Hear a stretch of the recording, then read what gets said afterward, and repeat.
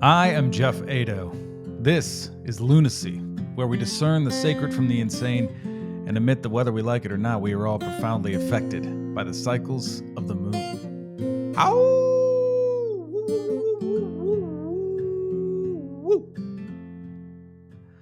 Today on the show, I'm going solo. Okay?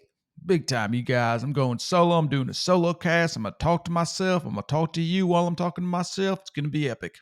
Big time. All right? Epic, big time epic. Yep. Double big time on the epic sauce. Yep. Going for it. All right. Here we go. Hip, hip, hue. So today on the podcast, I really want to talk about pushing your limits. What does it mean to push your limits? What is the trap of pushing your limits? How does one push one's limits? And what the best direction is to push your limits in. Okay.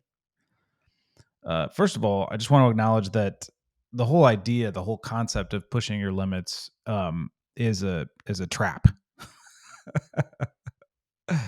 Because there is an implication in the idea of pushing your limits that there's something wrong with you already, that you're not enough, that there's something wrong with me, that I need to push my limits. Like I'm not okay the way that I am, so therefore I need to push myself as hard as I can, and man my way through it, so that I can get to a place where I can, deem that I am acceptable to myself.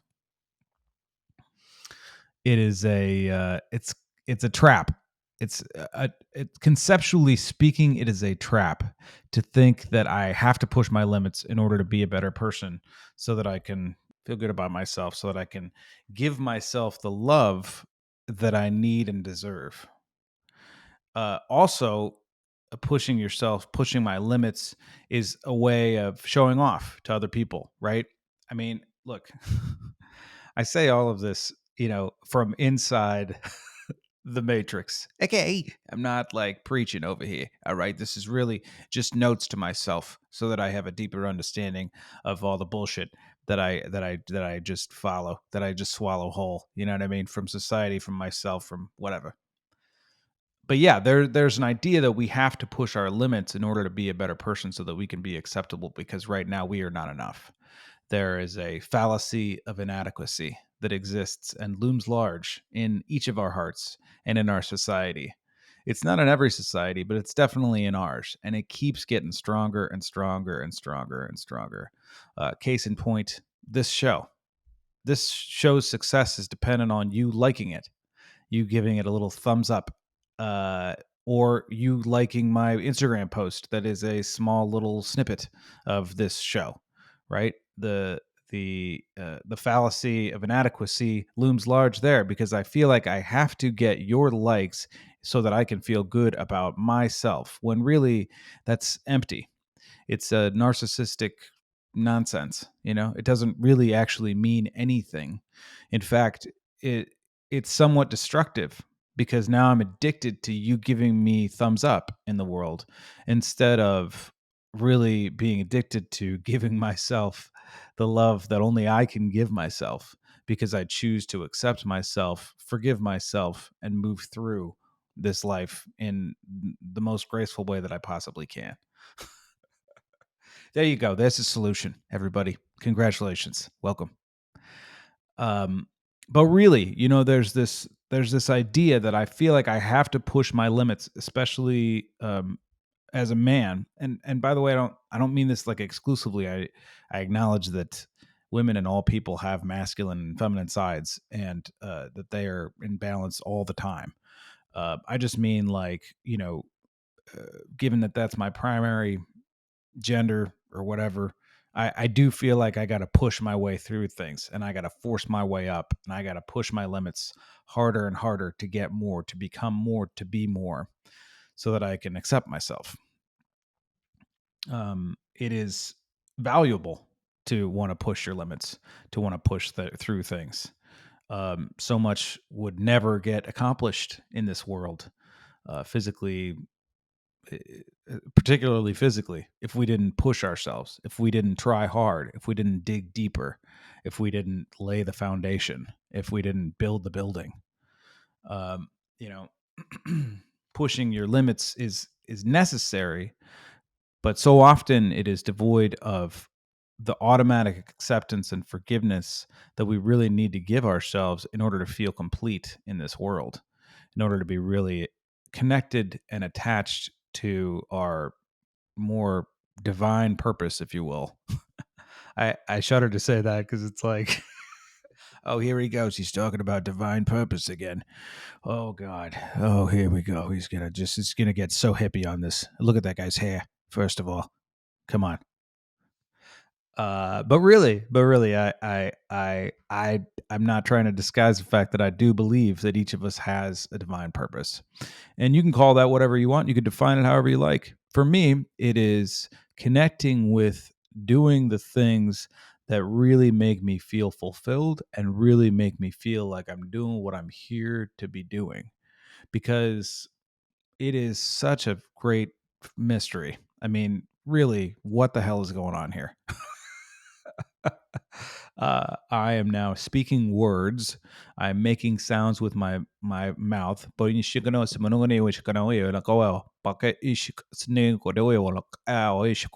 unlike that gibberish, you understand. You can take into your mind, and presumably you can define those words so that each of us can get to a deeper level of understanding, or at least a simpatico level of understanding where you get what it is that I'm trying to communicate. That's crazy.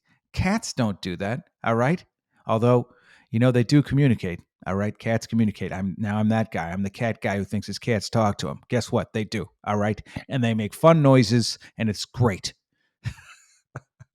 Dogs also, a lot of times you'll hear dogs and cats talking in a way that's like, wait a minute, are they really, you get more of what they're trying to communicate by the way that they're trying to communicate it. By the way, cats don't meow to each other. They only meow to humans. This is, my wife tells me this. I don't know. I'm not totally convinced. All right. But she's very much of a cat person. So there you go. That's how I became a cat person. Um, so the fact that I'm even speaking and that you're able to understand me is a huge mystery. The fact that I'm seeing out of eyeballs that then construct a reality or give me a sense of the objects that are in my way and the things that I can see is also a profound mystery. How all of that happens in my brain is, I have no idea. I could talk to a neuroscientist about it and they could explain to me all the different neurons that are firing, and we could get deeper and deeper into the conceptual nature of things and the observation of it, and look at it and say, oh, okay, well, it's because this thing happens, which causes my frontal cortex to interpret what's happening, and then it sends another message to my gut or something, that gives me then an understanding of, oh, there's a light in front of me, or there's a table in front of me, or there's a chair that I'm about to trip on. So steer clear. There's so much going on. Consider digestion, right? There's enzymes that are going, and I don't have anything to do with it. I'm not sitting there cheering on, going, "Hey, go enzymes!" You know what I mean? Do your job. You're doing a great job. Keep it up, enzymes. Really proud of you. You know what I mean? I'm really excited about the gut microbe, that's happening up in there. You know what I mean? I hope my gut biome does well and all the good bacteria live on and the bad ones fuck off. I'm not doing that.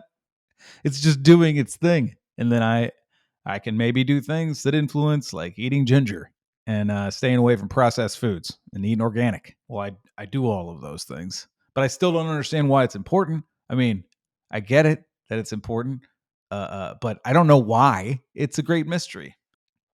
For me, this whole divine purpose thing is really about where is it that I know that I'm doing something that I'm fully intended to do, that is part of what I'm here to do. It just feels intuitively like this is the thing to do, and I love doing it, and it gives me a certain amount of pleasure. For me, that's music, playing music for sure, absolutely, 100%. Writing songs is a great way for me to communicate. It makes me feel good. It's good for me.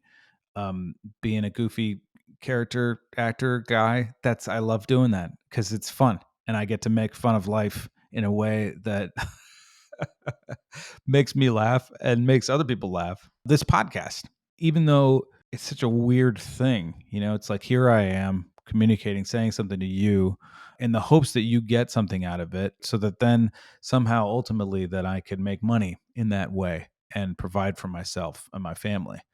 Uh, it's very bizarre what allows me to do it, because the thing is, I see the trap of the likes and the dislikes and the need to push my limits in order to get more. I see the hungry ghost of it all, right? Because there's never going to be enough likes, right? That's just always going to want, I'm always going to want more.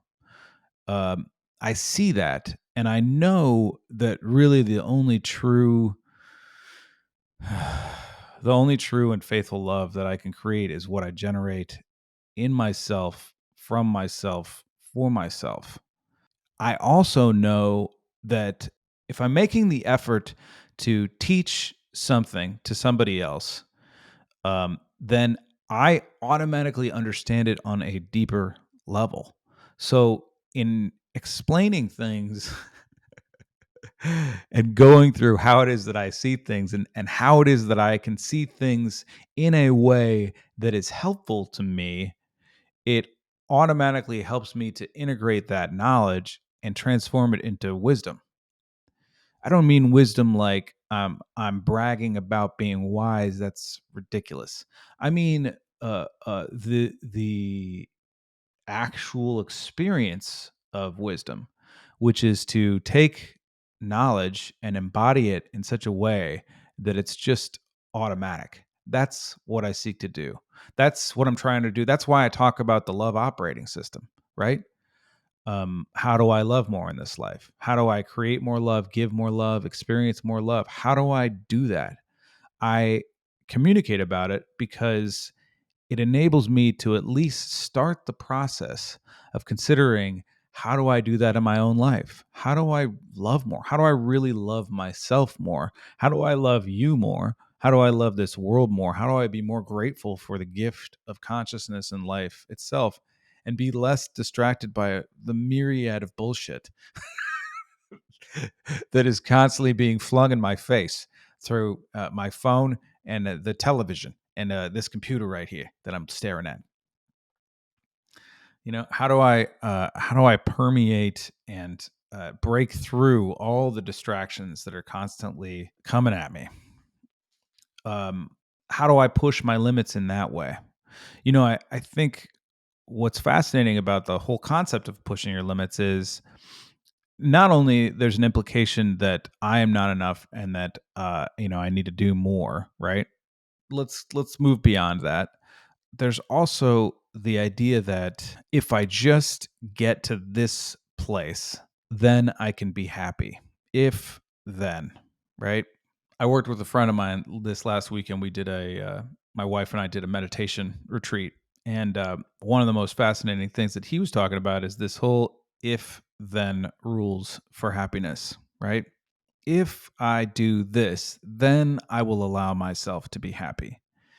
If I lose weight, then I will allow myself to be happy. If I push my limits at the gym and develop big muscles that look good in the mirror to me and to other people, then I will allow myself to be happy.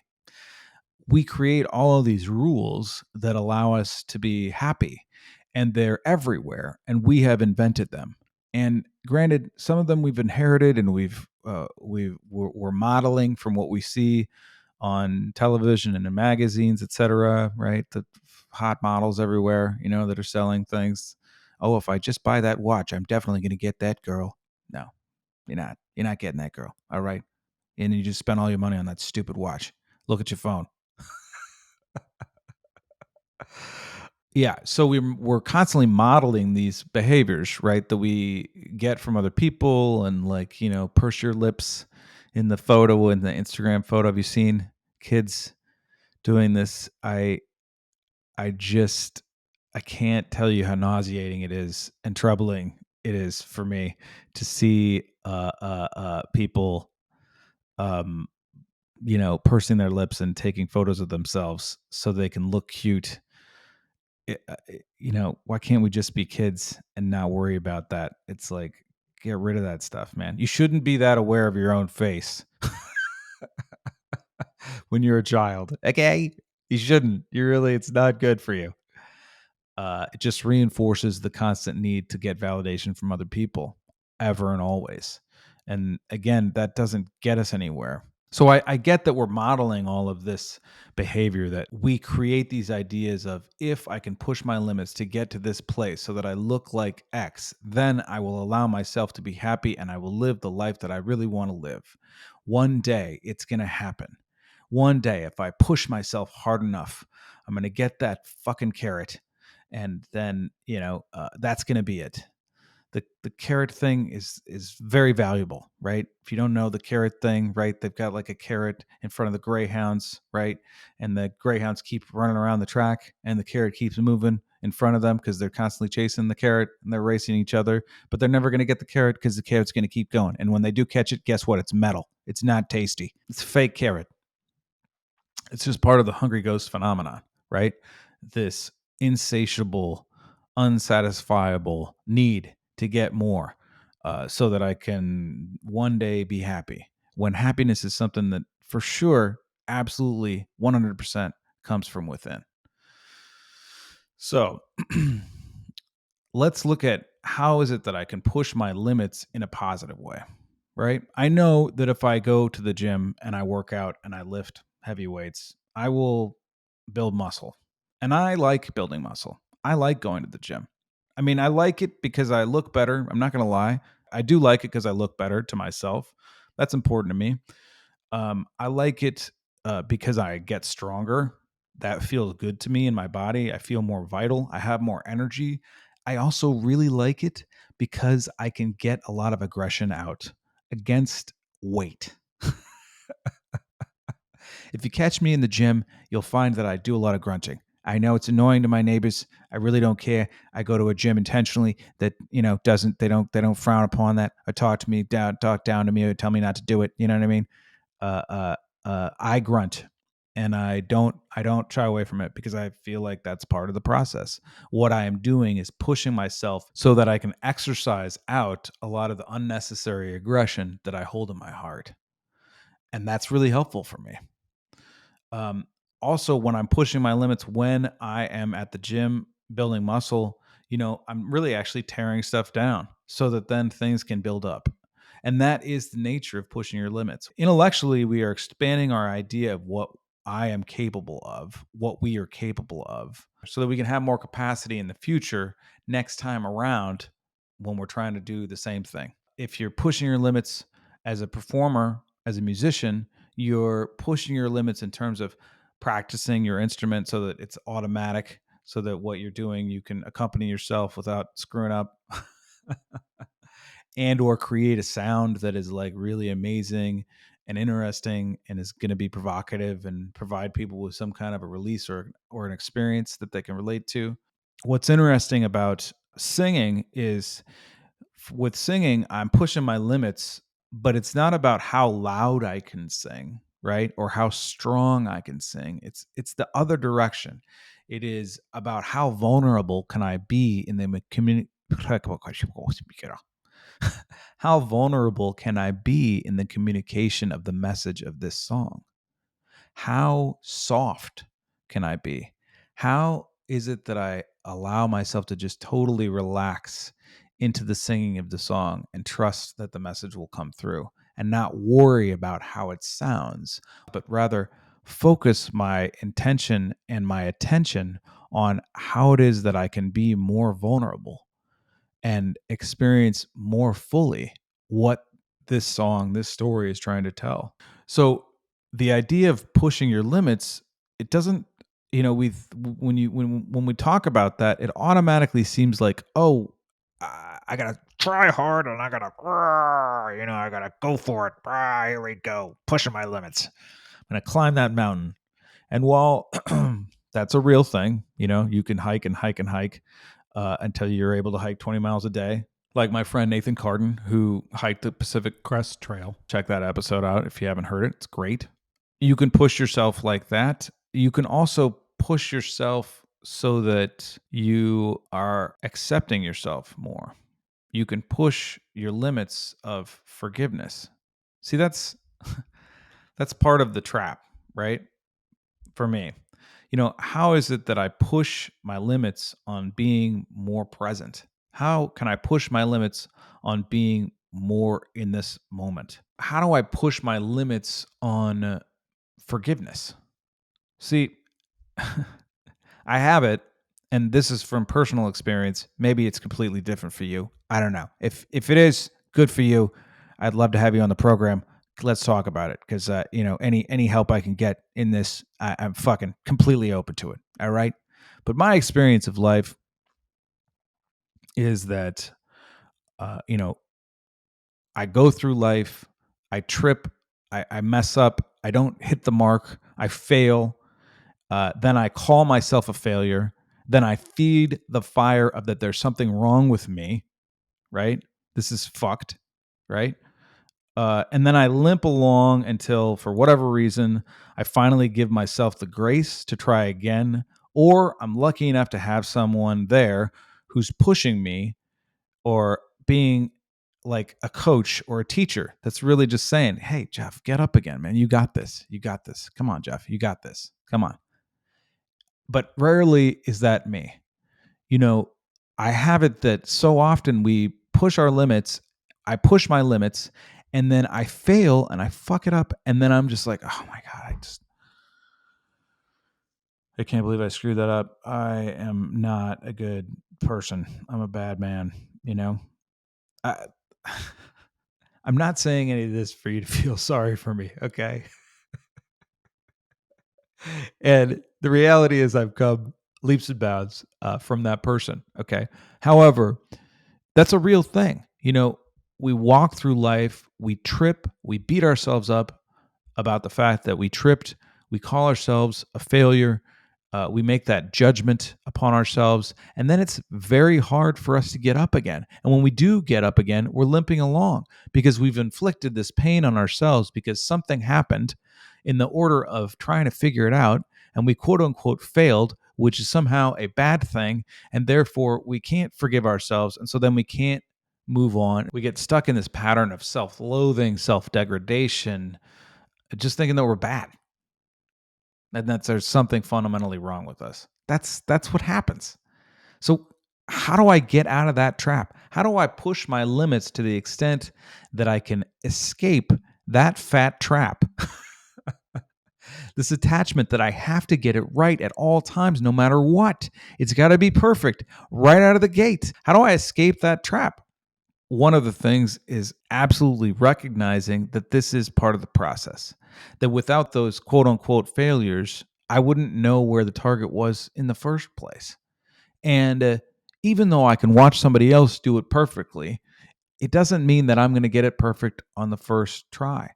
That I give myself permission to fail, that I give myself permission to screw it up, knowing that the quote unquote screwing it up part, the failure, quote unquote, is a step in the process of my success. I've said this again, and I every time I say it, it's like I get this bad taste in the back of my mouth because I'm like, oh my God, here he goes again. He's talking about how every failure is a step to success. Please give me the cliche even more vociferously. It's barftastic, do you know? And yet, oh God, it's annoyingly so accurate. How do I push my limits on my capacity to forgive myself? And how do I push my limits on my capacity to allow myself to make mistakes so that I can get it right in my own time? How do I push my limits so that I can trust the process, no matter how silly it looks? How do I laugh at my mistakes instead of hold them against myself? How do I be jovial about it? Yeah. You know what I mean, man? How do I make a joke about the fact that I just tripped on my face? Well, that's real easy, man. I just laugh about it. I'll tell you about how I laugh about it. You know what I mean? Me and Bill Clinton. So, how do I get to a place where I can forgive myself more readily? How do I push my limits on my capacity to forgive who I am? This, I think, is a valuable quest. And also, it allows me to get up quicker. The quicker I can get up, the quicker that I can try again, the more readily that I can learn and succeed. So that's the trick. That's part of the thing. How do I eliminate the obstacles that are in my way to pushing my limits and to expanding? Um, there's this concept in Zen called Kaizen, which literally means change is good, which became popular after World War II during the rebuilding phase in Japan. It's also been translated as kanai, which is constant and never-ending improvement, which is really like a context for life, a context that I am constantly and never-endingly improving in my life, an acceptance and an understanding that even when it looks like I took a step back, even when I'm down in the dirt, I fell in the mud, I got stuff all over me, I am still constantly and never-ending improving. It is a place to stand. It is a place to hold myself in so that I can experience life in a way in which I recognize the constant evolution of this existence, the constant evolution of life itself. So for me, that's a a really rich concept. Now, staying in that maintaining this idea of constant and never-ending improvement. Well, that's the trick, isn't it? You know what I mean? If I could take a pill for that, I'd do it every day. You know what I mean? And there probably is a pill for it, but it's not going to work. You know what I mean? And I'm going to be addicted to it, and it's just going to be a shit show at the end of it. It has to be that I am training and taming myself to recognize that this life is a constant and never-ending improvement, and also looking towards that, like the forgiveness muscle in that plight is super strong. The forgiveness muscle and the acceptance muscle, the love muscle. God. Oh God, he just said love muscle, people. Watch out. It's getting weird. But really, the love muscle, the heart muscle, the capacity to forgive and accept and love is super strong in this reality of constant and never ending improvement, in this context of constant and never ending improvement. In other words, if I have it that my life is constant and never ending improvement, that what I am doing, I am constantly and never endingly improving. I am always being a better podcast host. I am always expanding my capacity to perform every time I pick up the guitar and open my mouth to sing. I am always expanding my capacity to be a better comedian, to be a better funny dude, to play better characters, right? I'm constantly and never ending improving those skills no matter what. There's a a faith and a grace that exists that it's so beautiful. And look, you're going to fall down. I'm going to fall down.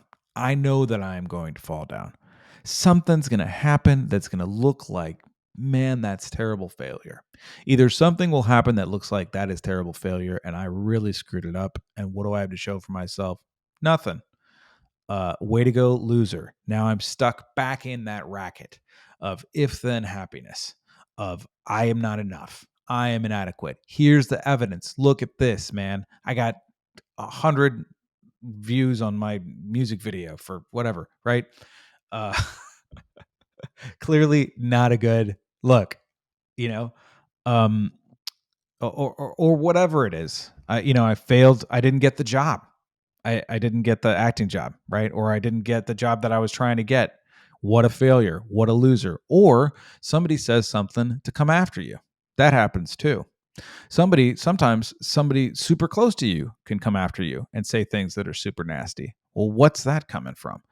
Where it's so personal and they just got in super dark and deep. This happens. It's happened to me recently. Somebody said something to me, somebody close to me, and I was like, wow, you really just totally invalidated my entire existence and everything that I'm up to in a way that is super hurtful. And I had a choice in the moment whether to accept that or to look at it and to also recognize the pattern of that behavior in my life and the pattern of me accepting that as my truth. And it forced me to look at that in a way where I was forced to acknowledge my own pattern of victimhood, my own pattern of believing that there's something wrong with me. And it's really hard, particularly when somebody comes after you or says something nasty or abusive, right? To bounce back from that. But what's important for me in that process and what has been pushing my own limits for my own capacity to forgive and accept is recognizing that I tell the story, that I define my own self worth. And it's not the results that I achieved or what so and so says about me or has to say about me that might be really hurtful. It's that I get to say, I get to choose. I define who I am, how I am, and what I'm worth. I am the one who gets to determine whether or not I get to be happy and why I get to be happy and do what it is that I do in order to be happy. Um, those kind of situations are super challenging. And and they can set you back. They can set you back and force you to really reconsider. If I hold the context that I am constantly and never ending improving, if I hold the context that change is good and this is showing me something that I need to heal in myself so that I can recognize age old patterns that go back to deep childhood, original trauma, right? From being a kid. Because guess what? We've all got it. All right. I feel like I had a rosy childhood. It was also full of fucking landmines. Like, relatively speaking, I had a great childhood. Okay. But also big fat landmines. And I know what those are. Then how do I push my limits in terms of my ability to forgive myself and my ability to heal? And really be with that. Because the thing is, I can talk to other people about it, and I do, right? Like I confide in my wife and friends about things. And then that's actually super, super helpful because, my wife in particular totally has my back. We are on the same team. And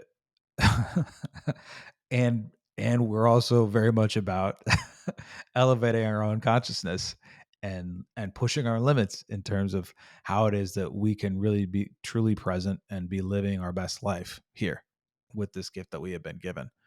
So for sure that's super helpful to me to have her back me up. But the thing that really makes a difference is when I get to a place where I'm like, you know what, that's not true. I am not a failure. I am a success. And I'm going after what I truly want in my heart of hearts so that I can experience joy and give more love in the world. Now, the other thing is, I realize so many of us are working jobs that we just don't really care about. And I realize a lot of us are in circumstances that are super challenging, uh, where either we don't have a lot of money, or we can't figure out a way to get enough money through what we're doing, what we love doing, in order to make it work. All I can say is faith pays off. Not hope, faith. Hope is like, a constant chasm, right? I hope it gets better. I hope one day I can see, the light of day. I can really be happy. I can have a happy heart. I hope it's going to happen. Hope's like a fucking trap. Okay. Faith. Faith is powerful. Faith is walking along the bridge with your eyes closed. Faith is taking that step, not knowing how it's going to go. Faith is getting on stage in front of a group of people. Faith is talking into a microphone, not knowing what I'm going to say, but trusting that there will be a good message that comes out of my face. Okay. This is an exercise in faith right now that you are playing with me. And by the way, I appreciate it. Faith pays off. And so, even though you might be in a job or a situation or going to school or whatever it is that you're doing, and you're following something that you're just like, man, I really don't like this, what I'm doing, there is another path. And if you have faith that you can achieve it, then you will. Then you will. Next, I want to give an example of pushing your limits from a purely physical perspective. I get migraines. All right. I'm not proud of it. It sucks. If you've had a migraine, you know what I'm talking about. Okay. And I had one 2 days ago, and it was really painful. It's If you haven't had a migraine, it's kind of like somebody's taking a spear, right? They're taking like an old rusty spear, like the devil's got one. You know what I mean? And he's sticking it right behind your eyeball, and he just kind of moves it around a little bit, just a little tiny bit, but you can't get it out. You can't pull it out. It's just constantly there. You know what I mean? It's really painful right behind the eye. Now, I managed to kind of get through it. I take Excedrin. I do a microdose of psilocybin. That seems to help, but sometimes it just comes back, and in this case, it did. So I had it one day, kind of went away, and then the next morning it came back with a vengeance. What can happen a lot of times with a migraine is, for me, it can morph into a cluster headache. And a cluster headache looks like it goes from, there's the devil, right? He's sticking his spear, his rusty old spear in your eyeball, right behind your eyeball, right? And then then he gets this contraption, all right, that's like a multi-pronged drill, all right, with like 5 different bits, all right, also all rusty. And then that starts drilling into the side of your head, right? Just like super excruciating into the side of the head. And while this was happening, I was like, I know I have to take extreme action. I know that I have to push my limits in a way that's going to get me out of this. So I started doing Wim Hof breathing method, which is like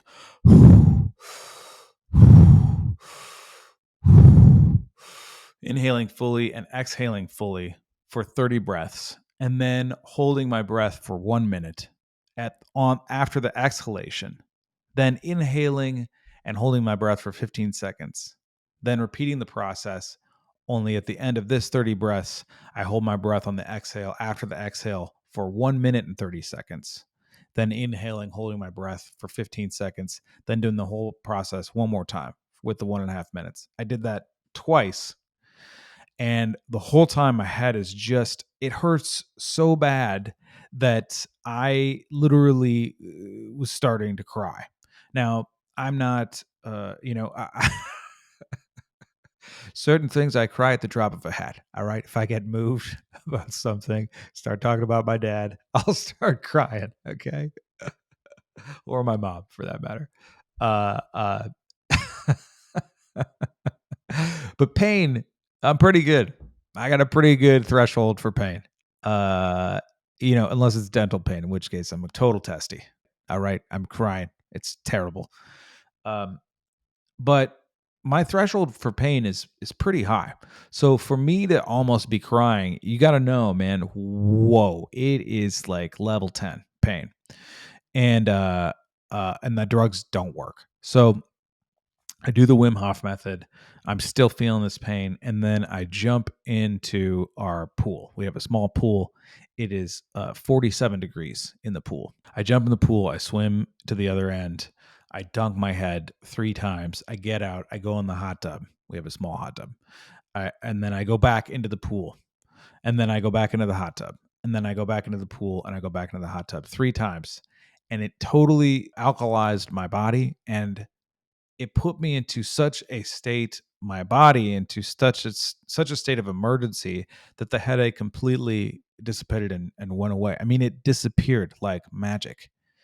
And I didn't want to do it. I knew it was going to be really cold. I didn't want to do it. It wasn't something I was looking forward to. And I was also tired. That's the other thing about migraines is like you were laid out, man. You do not want to get up and go do anything. You want to put the sunglasses on and shut the blinds and be in the darkness and whatever, right? Sleep. Um, but I knew that if I didn't, this was going to get just so much worse. And so I pushed my limits. And because I did that, because I was willing to take actions that seem insane, like jumping into a 47-degree pool of water, it went away. I was able to push through it. That kind of level of pushing your limits, pushing my limits beyond what I feel like I can experience physically is always, always super gratifying. That kind of level of pushing my limits, like if I run 5 miles instead of 3 miles, and it's 2 miles further than I'm used to running, that feels great to me. If I do a yoga class and I hold the pose for longer than I think I possibly can, that always feels great. Pushing my limits in a physical way, to me, always pays off. Not only that, but it's testing the limits of my body.